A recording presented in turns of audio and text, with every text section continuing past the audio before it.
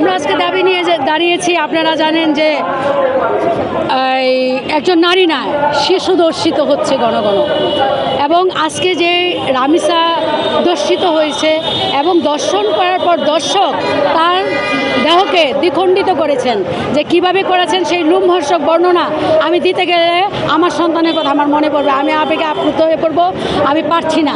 একটা কথাই বলতে চাই, আমাদের দেশের নতুন প্রধানমন্ত্রী যেন এর দৃষ্টান্তমূলক শাস্তি দেন, এবং এমন শাস্তি দেন যে শাস্তি দেখে যেন অন্য দর্শকরা আর দর্শন করার ক্ষমতা না পায়। তারপর আমি একটা কথা বলতে চাই, আমরা শুধু দর্শকদের বলি, আসলে এই নারকীয় এই নোংরা বর্বরচিত ঘটনা তারাই করে যারা পশু। আসলে পশুটা কোত্থেকে হলো? আমাদের মাদকেরও কিন্তু একটা ব্যবস্থা নেওয়া উচিত। আমাদের আপনি জানেন যে মাদক দ্রব্য সেবন করার পরে একটা মানুষ আসলে মানুষের জায়গায় থাকে না, সে পশু হয়ে যায়, ওইখানেও নিয়ন্ত্রণ করা উচিত। আমরা বিগত সরকারেও দেখছি, এই সরকারেও দেখছি যে একটা শিশু তার ঘর থেকে এবং তার পাহাড়ে হাটে বাজারে পাহাড়ে সমতলে কোথাও নিরাপদ না, এবং আমার শিশুকে আমি যখন স্কুলে পাঠাবো সেখানেও নিরাপদ না।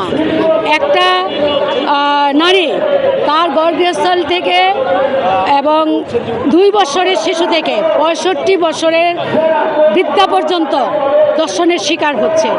এই দর্শনটা কেন হচ্ছে? আসলে আমাদের প্রশাসনিক ব্যবস্থা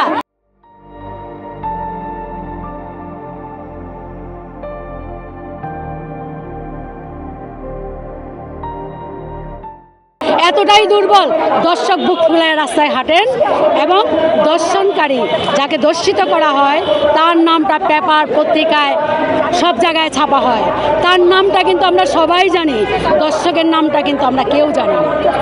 এখানেই আমাদের দুর্বলতা।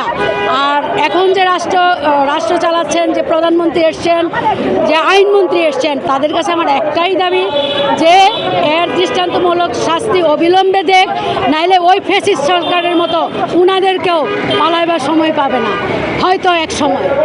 এই যে আপনারা জানেন যে এক সময় ছিল আইলিয়ার যুগ, তখন একটা শিশুকে নারী শিশু জন্ম নিলেও মাটিতে পুঁতে দিত।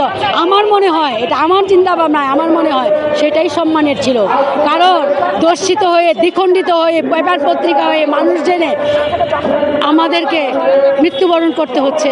সেই জায়গা থেকে আমরা বেরিয়ে আসতে পারবো, এবং নারীরা কোথাও নিরাপদ না, তার কর্মস্থলে নিরাপদ না, তার একটা বাসে উঠলে নিরাপদ না, পাহাড়ে কোনো কাজ করতে গেলে সমতল কোথাও না।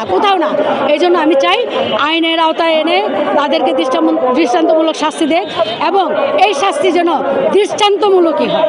এবং আপনারা বোধহয় দেখেছেন মিডিয়াতে যে প্রধানমন্ত্রী রামিসার বাসায় গেছেন, বাবাকে আশ্বস্ত করেছেন যে তার বিচার করবেন। সেই বিচারটা 7 দিনের মধ্যেই হওয়া উচিত। সেই বিচারটা যদি উনি ঢিলে করে, তদন্ত করে, তাহলে সেই জায়গায় আমি সাধারণ মানুষ হয়ে আমি মানি না। কেন মানি না? কারণ হচ্ছে আমি জানি তুমি দর্শক, তুমি নিজের দিয়েছে, ও নিজেই কিন্তু জবানবন্দি দিয়েছে, তারপরে কি তদন্ত করার জায়গা আছে কি? আপনাদের কাছে আমার প্রশ্ন, তদন্ত কিসের তদন্ত? তাকে দৃষ্টান্তমূলক শাস্তি দেওয়া। সে যদি নেশাগ্রস্ত হয় তারপরেও শাস্তি দেখ, সে যদি সজ্ঞানে করে থাকে তাও শাস্তি দেওয়া হোক, কারণ এই শাস্তি আগামী দর্শকদের বুঝাই দিবে যে দর্শন করলে তার শাস্তিটা কি। আমরা 5 তারিখে